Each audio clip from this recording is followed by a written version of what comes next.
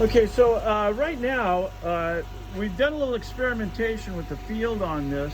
Go ahead and give us speed there.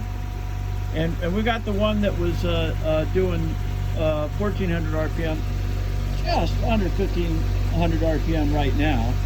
And that's at 12 volts, right? So watch what happens when we crank it up. I mean, basically, when the alternator is in the circuit now, we'll take it up.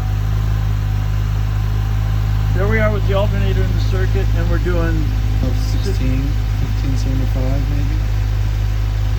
Yeah, 1575. Yeah. So yeah, we got it going better. We're going to go and take our wires off of the unit. We were checking to see if the armature or the field was weaker than the other one, because it's about 100 RPM faster than this one. But there's nothing wrong with either one of them. They both work great. So we'll put this back together and call it done. Thank you.